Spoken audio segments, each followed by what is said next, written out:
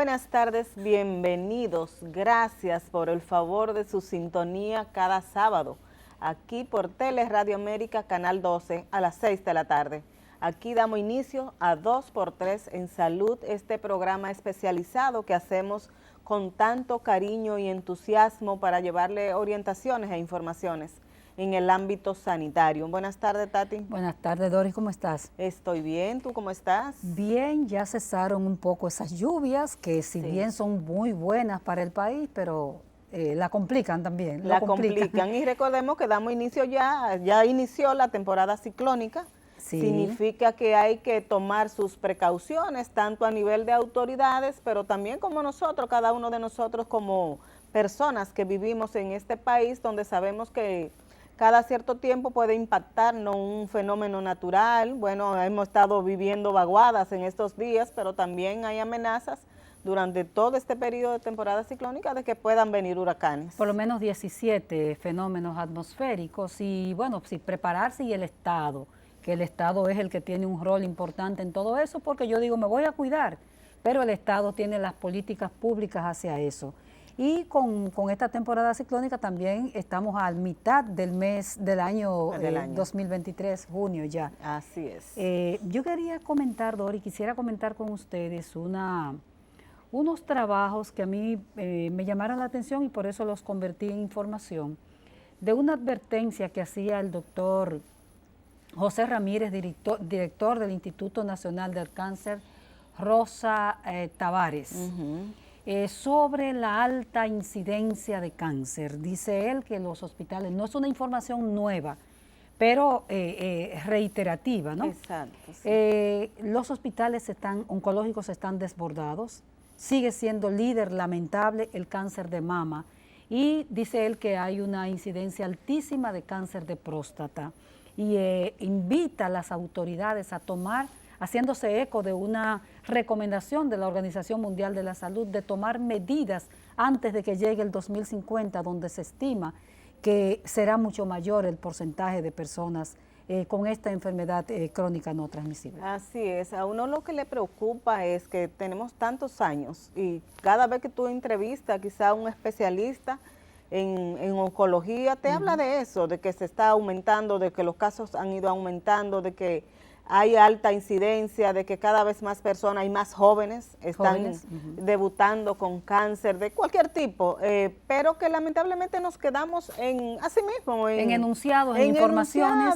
En alertas, en advertencias, pero no se ven acciones específicas que podamos decir, bueno, es verdad, está aumentando, pero le estamos dando a la población estas herramientas para que la gente sepa cómo debe actuar y qué es lo que hay que hacer. Es verdad, se habla, se le dice a la gente, quizá la gente tú le preguntas y sabe que debe hacerse chequeos rutinarios para poder detectar a tiempo, porque sabemos que el cáncer, el mejor tratamiento es detectarlo temprano, en las etapas bien temprano, pero quizá no tenemos las herramientas. Y yo siempre cito y hablo algo sobre el chequeo preventivo. ¿Tú sabes lo costoso que es un chequeo preventivo? Sí, en un centro privado sobrepasa los 50,000 pesos. Un chequeo general. Es un chequeo general, preventivo, pero cuando tú vas a un médico particular que te hace la evaluación y te manda a hacer estudios, se te va muchísimo dinero en eso. Entonces yo pienso que es, como dices tú, es políticas desde el Estado, que la gente tenga facilidades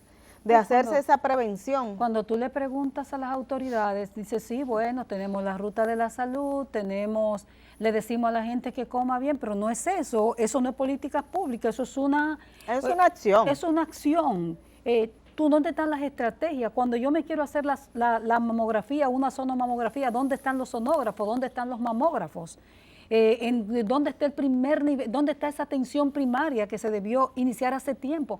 Es todo eso, es que no te llegue la persona en la etapa 4 de un cáncer. Así es. Porque si está comenzando, ustedes saben que el cáncer es una enfermedad en estudio, que cada día se estudia más, y de la que falta muchísimo por saber, pero en lo que se sabe, pues uno no se quiere morir. Y si llegan en etapa 4, te dice que todos los sistemas antes de ahí fallaron, o sea, que hubo fallos, porque si hay un sistema que te da el seguimiento debido como persona, como ser humano, como paciente, tú no debes llegar a esa etapa 4, o sea, se te debe detectar antes de ahí, aunque tú como como ser humano diga, no voy al médico, pero alguien tiene que seguirte, alguien tiene que decirte. Bueno, Así aquí todavía lamentablemente falta mucho por organizar, porque incluso los mismos médicos, tú puedes tener 20, 30 años yendo a ese médico, te hace un estudio, quizá ve algo que no es lo adecuado, pero no te llama para decirte, ven, que te quiero chequear, te quiero darte seguimiento. O sea, Así hay es. muchas limitantes. Pero Doris, de todo eso nosotros podíamos hacer un programa solita, las dos solamente comentando. Hoy tenemos con nosotros a un técnico de los preferidos de nosotras, porque es uno de los más dotados de conocimiento de todo lo que son los sistemas, y con él podemos también seguir abundando sobre esto. Nos vamos a comerciales, como nos dice nuestro director, y regresamos ahora entonces con el invitado de esta tarde. 2x3 en salud.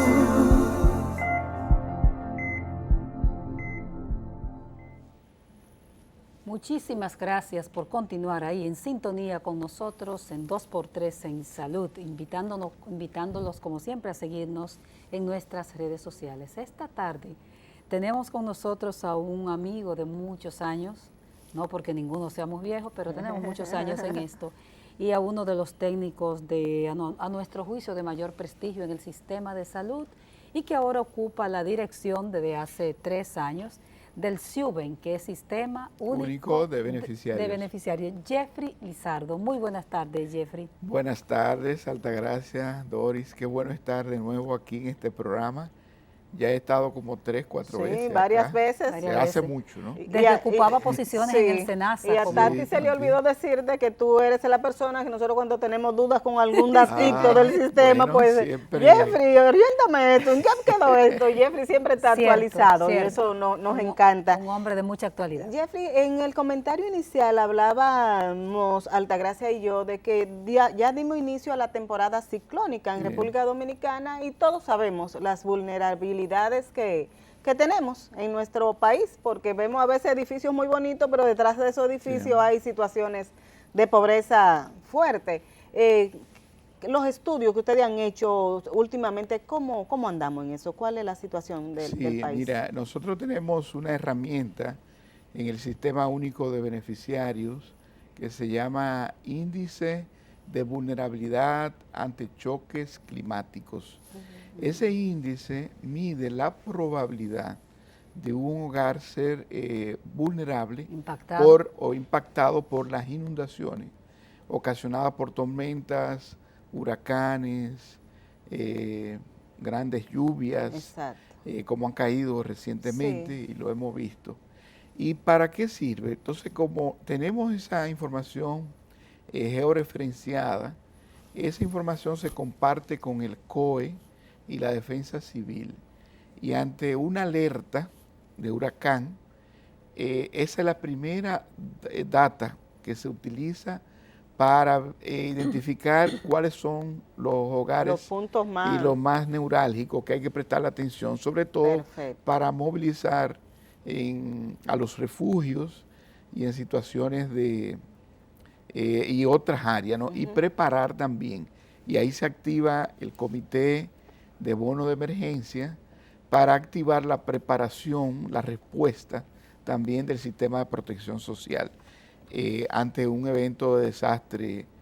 Y es importantísimo este índice porque ha sido actualizado y hemos incluido ahora capas de información correspondiente a más de 30 años de inundaciones. Mira, o sea, ya no estamos cargando información declarada de los hogares si el hogar ha sido afectado o no, sino ya con evidencia de datos que lo provee la Oficina Nacional de Meteorología sobre las inundaciones en los últimos 30 años. ¿Qué nos dicen esos datos exactamente? Exacto. En la actualidad, sí, bueno, hay zonas muy... nosotros tenemos los datos publicados. Pueden dirigirse a la página web de SIUBEN y está en la sección de Data Web. Le dan al IVAC y ahí salen los mapas. Entonces, los mapas salen desagregados por provincias y por municipios y parajes y barrios. Ah, ok. Y eso es interesante. Bastante Por ejemplo, con la definido. experiencia de huracán Fiona, los barrios más impactados ya estaban ahí O identificados. sea, que ya se sabía. Y por eso hemos visto, porque esa información se ha utilizado, por eso hemos visto que en los últimos años el grado de letalidad, digamos, de un desastre ha ido bajando, Exacto. porque tenemos cada vez más información. Entonces yo invito a los televidentes que vayan a esa página y puedan ver, ubicar su barrio Exactamente. y ver cuál es el IVAC promedio. Hay provincias que tienen IVAC más alto, por ejemplo, como Samaná, porque es mucho más bajo y hay probabilidad de inundaciones, son más altas. María Trinidad Sánchez, zonas de Puerto Plata, evidentemente que las zonas también alrededor de los ríos, de las cañadas, son las más vulnerables. Nosotros perdóneme Jeffrey, nosotros Sí. tuvimos experiencias, como dice la gente, de la inundación de Noé aquí en Santo Domingo el año Así pasado. es. ¿Cómo anda en sentido general, por lo menos, porque como es televisión, en sentido general, cómo anda la región, el Gran Santo Domingo en ese levantamiento, Santiago, las grandes ciudades, por ejemplo? Sí, mira, ahora con todos estos aguaceros y la cantidad de agua y con los problemas digamos, de alcantarillado, Sí, sí, porque sí. tenemos una ciudad que el agua no tiene dónde correr. Así es. Y ya vimos en casos recientes Sí. que hasta la clase media alta fue afectada, ¿no? Se inundaron los parqueos, Se los inundó edificios, todo pero la las ciudad áreas completa. más vulnerables son las que están alrededor de las cañadas. Y ustedes ven la cañada esta, por ejemplo, que pasa por los ríos. La que de Guajimía. La Guajimía, la que pasa, y también los ríos, los Ama, que pasa en Santo Domingo Este, y otras cañadas que hay en la ciudad. Igual en Santiago. Exactamente, igual en Santiago, entonces se desbordan. Y eso impacta muy negativamente. Hay un proyecto que ha estado implementándose de recuperación de esas cañadas para evitar las pérdidas, Sí. sobre todo de viviendas y las pérdidas de los enseres y humanas. y humanas, ¿no? Mira, Jeffrey, ¿y qué porcentaje, no sé si tienes el dato ahí de los hogares, son vulnerables a este tipo de fenómenos? Mira, ¿Tienes nosotros en la base de datos tenemos el 65% de los hogares registrados, no tenemos a toda la población Todavía no de la tiene. República Dominicana. Nosotros todavía no, porque estamos trabajando Está en ese actualizándose. proceso, porque cualquier ciudadano, cualquier hogar puede necesitar el apoyo del Estado en cualquier momento, Exacto. como hemos vivido recientemente Claro. con el caso del COVID. Entonces, en esta población tenemos cerca del 40% en situación de vulnerabilidad, Perfecto. que es un poco más alto que los datos que nos dan la pobreza a nivel nacional. Pero esto está enfocado en la población más vulnerable del país. Y precisamente esta población más vulnerable y más pobre es la más impactada Sí, claro. en situaciones de desastre como un ciclón, huracán. Perfecto. Yo tengo una pregunta que es un paréntesis dentro de todo esto. Cada cierto tiempo se cambian los términos y entonces se humanizan los términos. Toda la vida se ha usado el término pobreza para quien no Sí. tiene ni siquiera. ¿Por qué? Y tú que eres un estudioso me va a ayudar con eso. ¿Por qué ahora al pobre o al empobrecido se le llama vulnerable? Bueno, porque hay un tema interesante. Vulnerabilidad capta mucho, es Más más amplio, ¿no? Y la pobreza tiene una dificultad que es el tema de la medición. Hay diferentes mediciones de pobreza y en el caso dominicano la definición oficial de la pobreza es la de pobreza monetaria, que si Falta un dinero. hogar no recibe ingresos por debajo, en el caso dominicano, de 22,000 pesos.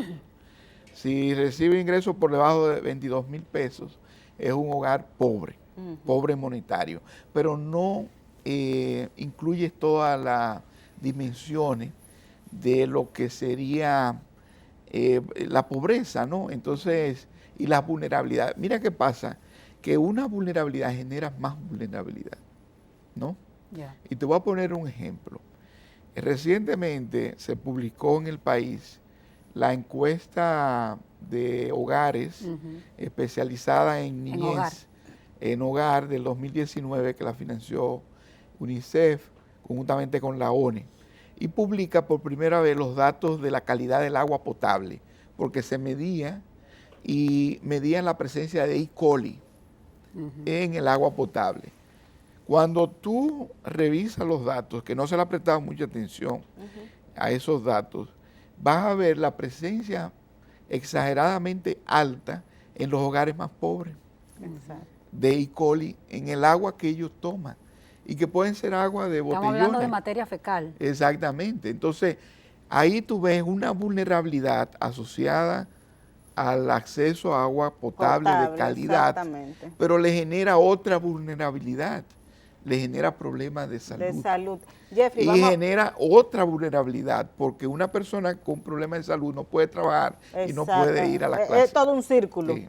Jeffrey, vamos a pedirte un permisito, nos vamos a la pausa y regresamos. Cuando regresemos vamos a hablar un poco de todas esas investigaciones que yo sé que ustedes hacen y a ver cuáles se están haciendo y cuáles han hecho recientemente en materia de salud. Regresamos en un momentito. 2x3 en salud.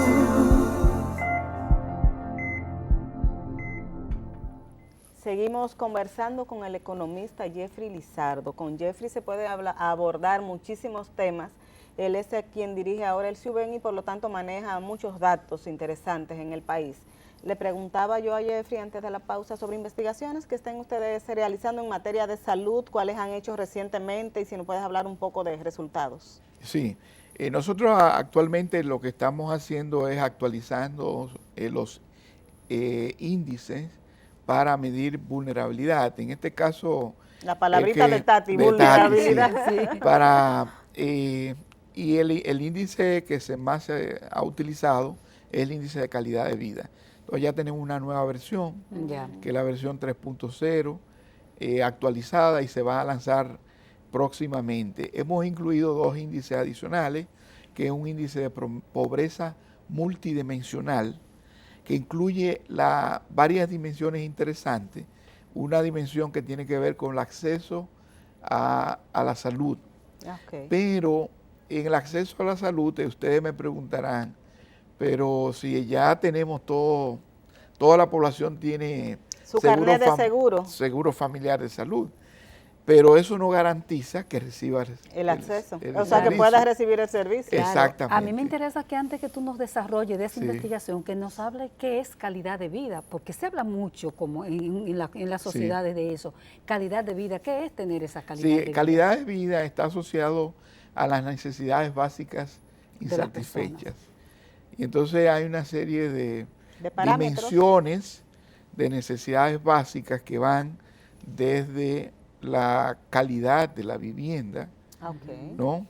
Que van desde el acceso a servicios básicos. Agua. Yo mencionaba agua, todo el tema de saneamiento, todo el tema de desecho de la basura, que es fundamental porque en muchos sitios todavía piso de tierra, letrina. Exactamente, letrina. Todo el tema de agua. El techo, la calidad del techo. También tenemos ahí el hacinamiento, que es importante. El otro tema, personas en una cama. Sí, exacto. El otro tema es el acceso a electricidad y la cantidad de bienes y enseres que también tiene un hogar, porque eso forma parte de su calidad de vida. Claro. La otra dimensión tiene que ver con los miembros del hogar. Y entonces, ¿cuántos miembros del hogar? Porque un hogar muy numeroso en hacinamiento, eso también genera problemas de calidad de vida. El nivel educativo de los miembros del hogar, que es fundamental, sobre todo de los padres, si los niños están asistiendo. Eso forma parte también, son dimensiones y la otra dimensión que es importantísima, que ya la hemos integrado, que tiene que ver con la tecnología, el acceso a la tecnología. Porque ahora tú no haces nada, tú para todo necesitas esa conexión y el uso de los dispositivos móviles para acceder a cualquier servicio. Así es. Y eso es fundamental, ya forma parte, digamos, de la De calidad. la vida de la gente. De la calidad Ya eso se de mide vida, y eso ya lo necesariamente estamos, tiene que exactamente. incluirse. Y ha mejorado bastante después de la pandemia. Porque la pandemia hizo Sí, sí, que, impulsó. que utilizáramos más, con mayor profundidad. Además se dieron muchos dispositivos móviles para los estudiantes, etcétera. Y ya parece que los próximos retos, en ese mismo renglón de la tecnología, es la inteligencia artificial, que hay Así sus es. muchos temores Así y hay es. también sus retos con ella. Y sobre todo muchas ventajas también, porque va a facilitar, sobre todo en salud, ustedes que trabajan en salud, va a facilitar muchísimas cosas, sobre todo la lectura, de una Rápida. mejor lectura de un diagnóstico. Un estudio, exactamente. Porque tú vas a poder cargar millones y millones de imágenes y va a tener más precisión. Eso no significa que sea la última palabra, No. pero Exacto. es una complementariedad. Y así también para el servicio, digamos, el acompañamiento que se pueda dar a los pacientes.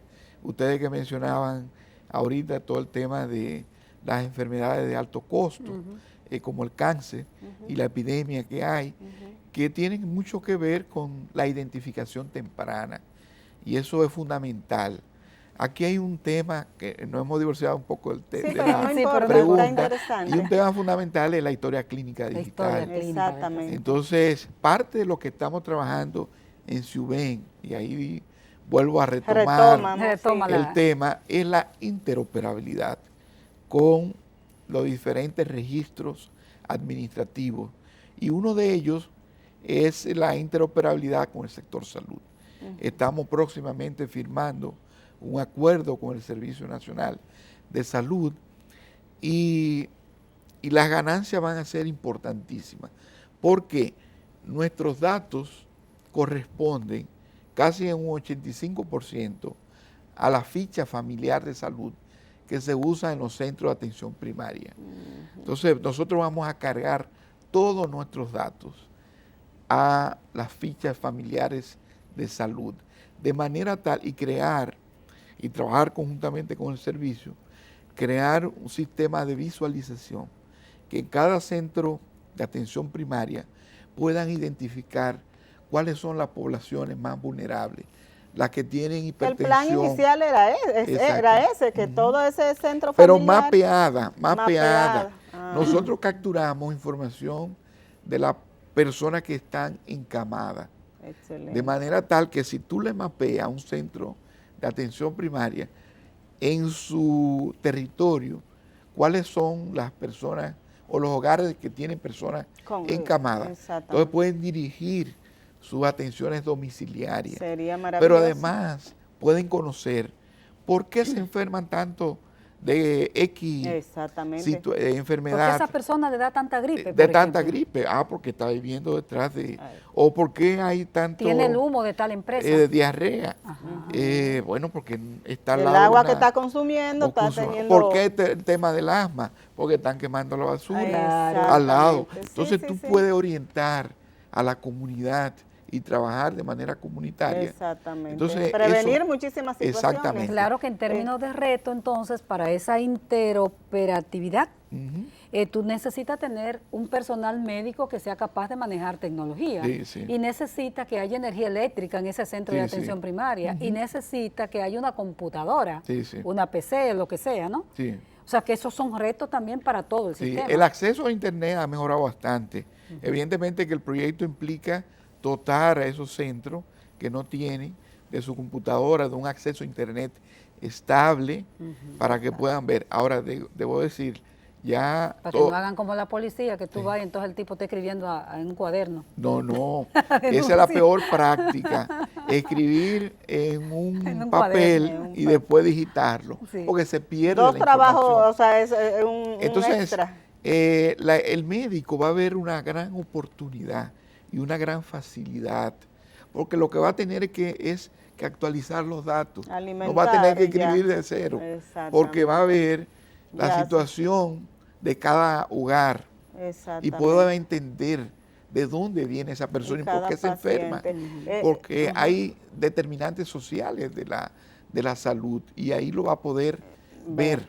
Bueno, Sí. esa capacidad de análisis también hay que crear entonces para que el médico pueda, o el personal de salud pueda realmente hacer ese trabajo. Ojalá y eso se logre. Sí. Jeffrey, te preguntaba ahorita sobre, en materia de salud, tú decías el acceso, que ustedes ya miden eso, Sí, el sí. acceso a servicios de salud. ¿De qué no hablan los datos? Pero si tú quieres, vámonos a una pausa para no interrumpirte y regresamos en un momentito. Sí. Regresamos con Jeffrey Lizardo. 2 por 3 en salud.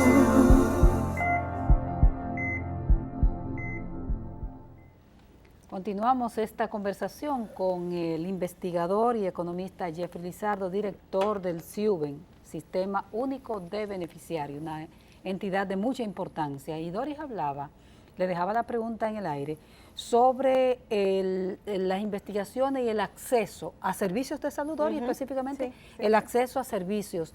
¿Cómo hemos mejorado o la gente se está quedando a morir en la casa como era en los años 60, 70? ¿Cómo andamos a esos niveles? Evidentemente que hemos mejorado muchísimo en el acceso a servicios de salud, sobre todo con el aseguramiento universal de salud que ya tienen el 98%, 96, 98% de la población.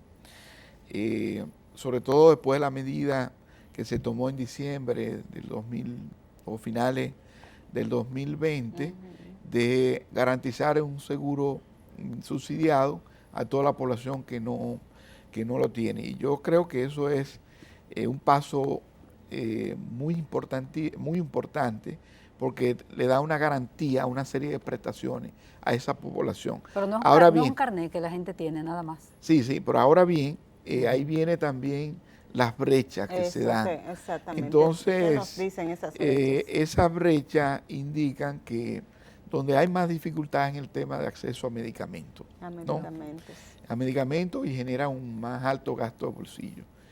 Según los datos de las encuestas, la mitad del gasto de bolsillo proviene del gasto de medicamentos, ¿no?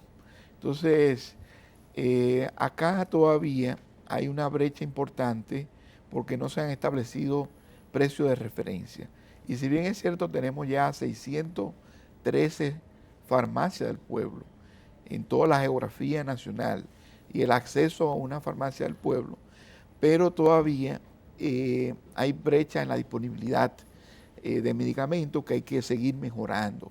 Y creo que la dispensación de medicamentos a través de los pacientes crónicos debe darse a través de una farmacia. Pero los especialistas hablan de la necesidad, Jeffrey, discúlpame, de que hay que actualizar ese plan básico que se llama de medicamentos. El cuadro básico. Básico de medicamentos, Sí. porque dicen ellos que todavía, por ejemplo, para tratar la diabetes, todavía se están utilizando en ese plan básico de medicamentos que ya están desfasados, que hay otra molécula más avanzada. Y tengo entendido que hay una comisión que está trabajando. Sí, hay una comisión Vi unos trabajando. formularios que están colgados en el Ministerio de Salud Pública, también en especie de consulta para si algunas sociedades o sectores interesados ellos están puedan trabajando en eso. proponer. Pero esos medicamentos esenciales deben salir de unos protocolos. Exacto. Y aquí hay una brecha, digamos, grande en la aplicación de protocolos. Si bien es cierto hay protocolos, pero no le damos no se aplican. seguimiento. Y ahí entra todo el tema de la calidad de la atención en salud. O sea, que esa Entonces, es otra debilidad que ustedes han detectado en el sistema de salud, la no exactamente. aplicación de protocolos. De protocolo, y eso genera gasto de bolsillo porque entonces se empiezan a recetar medicamentos muy costosos. Cada quien indica el medicamento que entiende. Entonces debe haber en seguridad social lo que se llama precio de referencia. Yo voy a cubrir estos medicamentos que están en este rango de precio para evitar que habiendo medicamentos, digamos, que funcionan y que no son los genéricos, sino medicamentos con precio promedio que garanticen un mejor acceso, no hay que prescribir medicamentos que un solo mes consume lo que tú tienes disponible. Los 8.000 pesos Los 8.000 pesos en la disponibles al seguridad año. social. Es un daño que le estamos haciendo. Ok. Y yo creo que tiene que haber más conciencia también. Ahora, el que lo pueda pagar, que lo pague. Conciencia, Jeffrey, y regulación. Y regulación. Porque si tú te llevas de la conciencia de la gente en un modelo social como este, o sea, hay que regular también. Sí.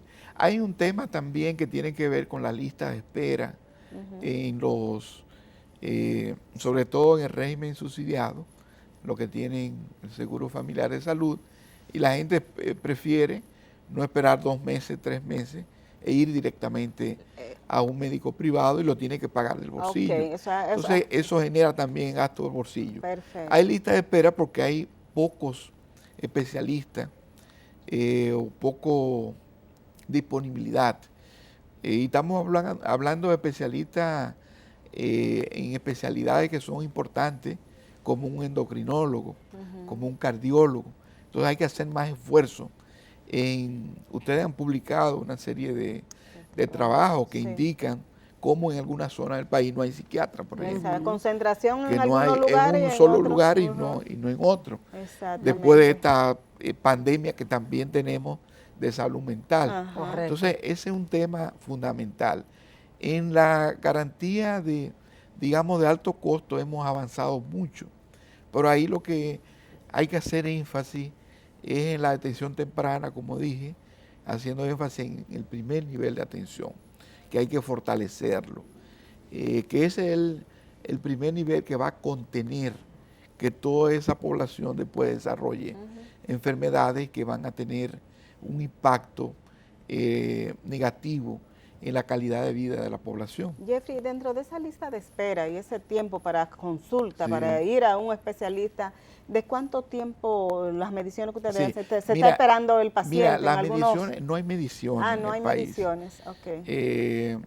Hay muchas quejas, pero hay que establecer, porque precisamente al no existir un sistema unificado de registro digital, entonces no sabemos qué es lo que está pasando, no en términos de listas de espera, pero es un problema fundamental, sobre todo en las listas de espera, y puede tener un impacto muy negativo en la calidad de vida de la población. Por eso hoy tenemos tantas personas con insuficiencia renal. Sí. Y no es que haya disponibilidad de diálisis, de máquina de diálisis. Para mí eso es un fracaso del sistema. Claro. Quiero poner este ejemplo que me lo daba la semana pasada el doctor José Ramírez. Él me decía con los pacientes que están en etapa final, ¿cómo se llama eso? Los paliativos. Los paliativos se están ocupando, los médicos a veces lo dicen así de manera muy como los economistas, ocupan un espacio importante en la red, pública o privada. Entonces, los pacientes nuevos que vienen debutando con un cáncer y que llegan en etapa 4, no tienen espacio porque lo tienen ocupado los pacientes que están en etapa paliativa. En los paliativos nadie se encarga de ellos porque el sistema dice no hay cama, en definitiva esa persona está casi muriendo. O sea, porque los quiero conectar con esa parte que tú hablabas y que decía Doris, de los pacientes, por ejemplo, de diálisis. Es un tema, es un reto a resolver, porque tú tienes un escollo, una situación sin resolver en materia cuantitativa y en calidad de servicios de salud. Y sobre todo que hay servicios que tú lo puedes dar en la casa. El cuidado paliativo es un servicio que puede darse en la casa. En la actualidad se mueren, es a morirte que tú te vas a la casa. Sí, pero no porque no le llega el servicio. Y no llega y yo creo que ahí esa viene es la palabra. uno de los temas fundamentales que tiene que ver con las coberturas del Seguro Familiar de Salud, porque eso genera también un gasto de bolsillo. Y unas tensiones grandísimas a una familia que a veces tiene que Exactamente. dejar Que no hasta de sabe qué hacer. trabajar y no sabe Exactamente. el cuidado que debe darle a ese paciente Exactamente. también. O sea, es una situación bien compleja. Tú recientemente, hace un tiempito me hablaste también y me diste unos datos interesantes de una investigación que ustedes hicieron sobre tuberculosis en el país. Y quería preguntar si ustedes han hecho estudios en la población carcelaria, a ver si A propósito, sí, del tema que viene desarrollando. Sí. Precisamente estamos terminando un trabajo con el Defensor del Pueblo, que fue un censo de la población carcelaria. Un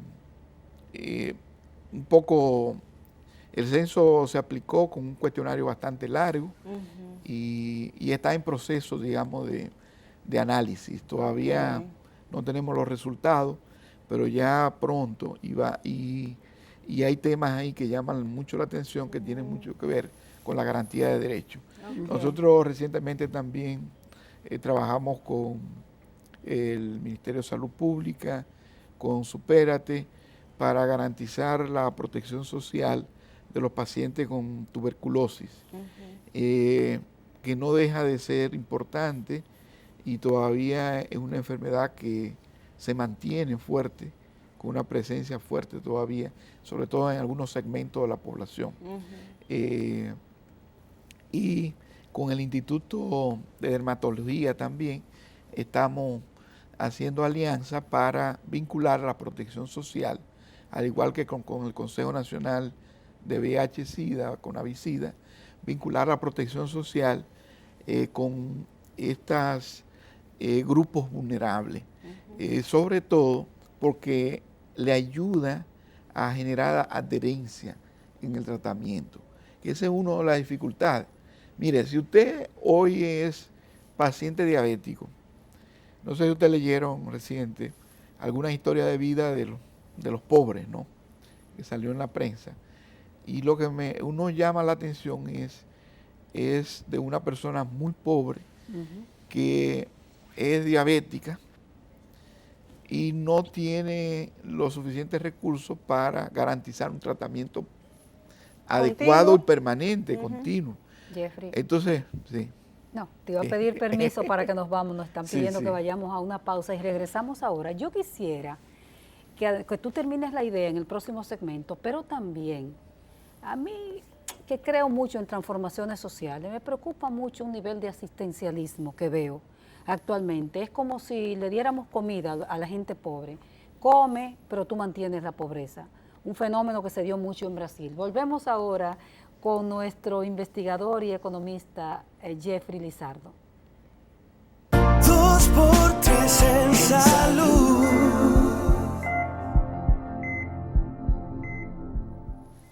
Seguimos conversando con Jeffrey Lizardo, economista, director del SUBEN.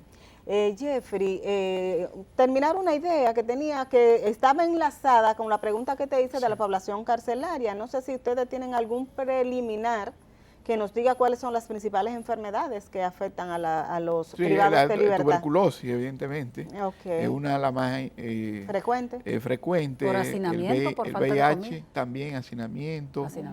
VIH también todavía sigue latente. Sigue latente, entonces, y evidentemente que requieren un seguimiento importante, porque las enfermedades crónicas, si tú no la tratas y no tienes adherencia al medicamento, vas a terminar en esquemas más costosos o en un deterioro en la calidad de vida. Un diabético empieza a perder sus miembros, empieza a perder la vista. El empieza a hipertenso generar, se va complicando. El hipertenso se va complicando. Y el hipertenso después te desarrolla un ACV, un problemas infarto, renales. Problemas renales, todo el sistema, y hace más costoso. Claro. Entonces lo que hay que buscar es un sistema que le garantice en su casa, porque si usted tiene un centro de primer nivel y ustedes saben quiénes son hipertensos y tiene el paquete de medicamentos a través de la farmacia del pueblo, que son centavos, muy barato. Un costo de un tratamiento a través de la farmacia del pueblo garantizado puede salir en menos de 15, 20 pesos mensuales. Yo se lo llevo gratis a la casa. Y monitoreo que se están tomando los medicamentos. Y tomo la Eso presión. es fundamental. Y tomo la presión.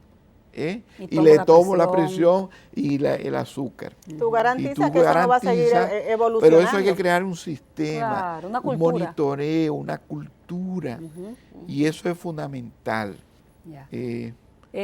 Yo quería que pasáramos a eso, que tal vez te tome toda la parte que queda del segmento ya, porque es amplia.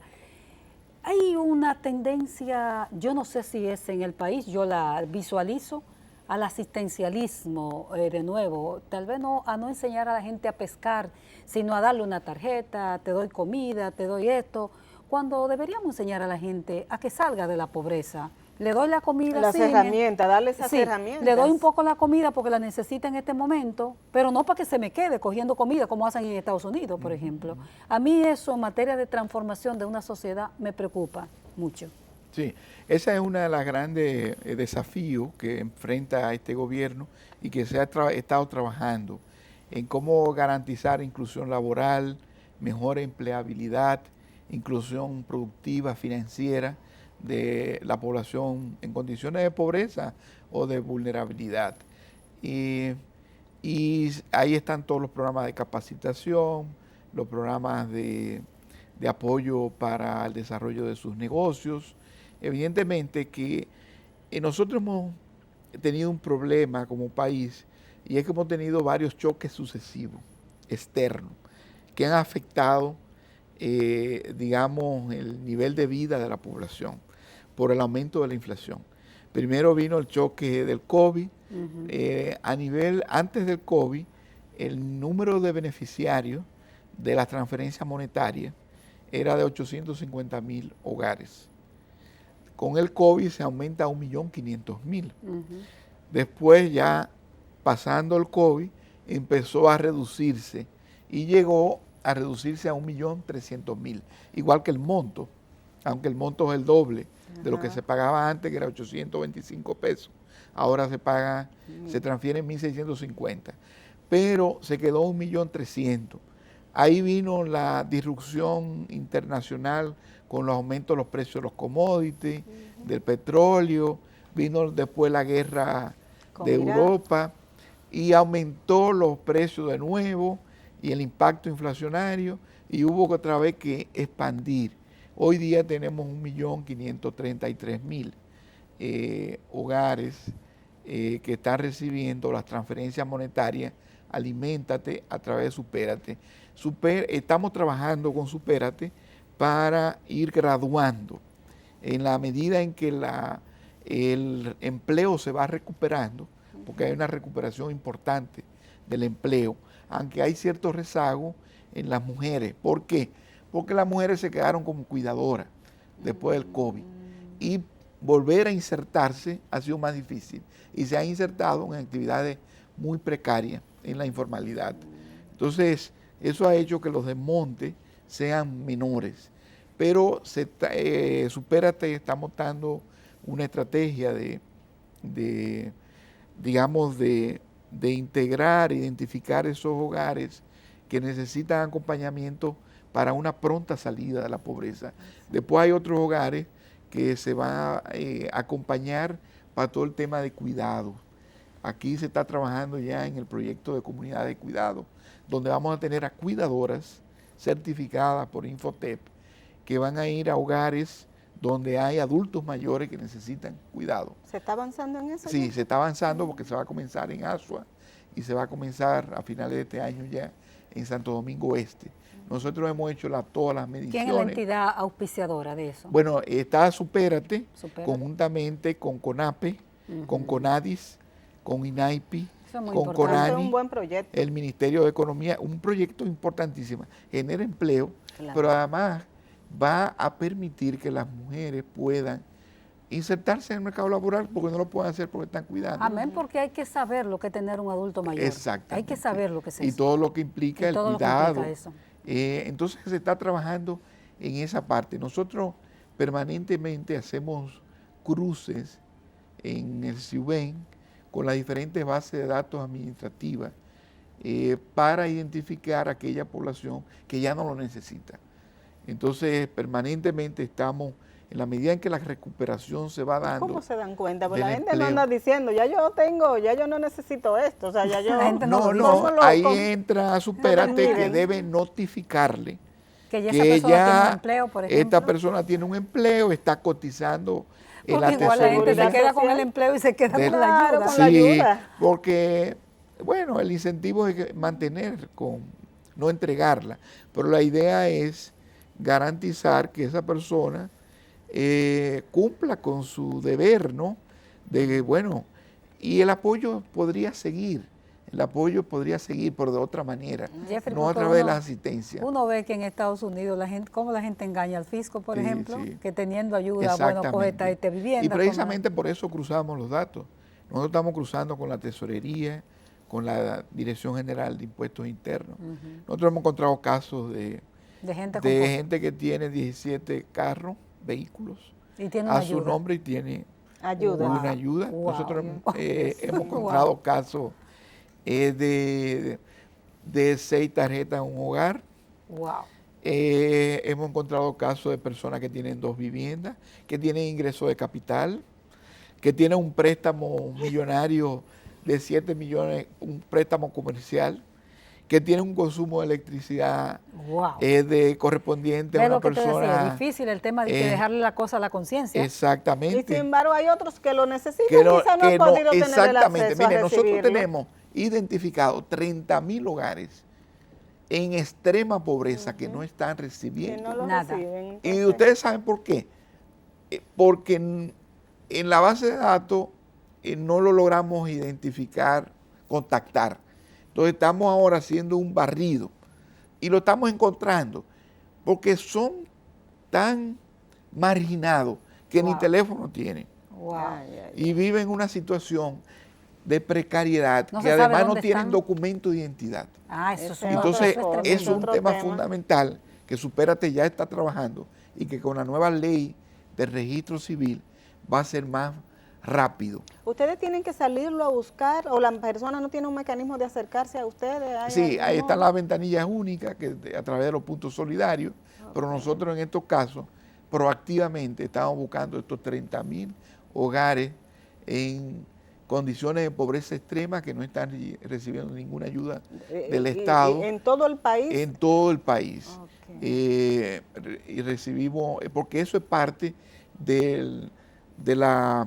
digamos, del programa de mejorar la focalización Eso y de es. llegar a quienes más lo necesitan. Y sobre todo cuando no tienen ni siquiera acta de nacimiento. Conozco un caso que más adelante te lo voy a pasar, Así inclusive es. embarazada.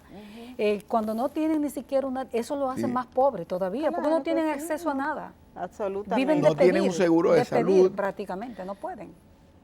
Exactamente. Y es un tema fundamental y se está trabajando y ahora es más expedito, porque antes había que ir a la justicia para poder emitir un certificado Sí, es todo de un proceso nacimiento, un legal. acta de nacimiento. Todo Wow, un Jeffrey, proceso la legal. verdad que es un verdadero placer poder conversar todos estos temas contigo y se nos quedan casi todos, Sí. porque tendríamos que tomar 2 programas para hablar de eso. Muchísimas gracias al director del SUBEN, Jeffrey Lizardo, por todo este cóctel de información tan importante. Muchas gracias y este programa está siempre Gracias a la a orden. ustedes. Gracias, Jeffrey. A ustedes también muchísimas gracias. Nos vemos la próxima semana. Sean felices, que esto es corto.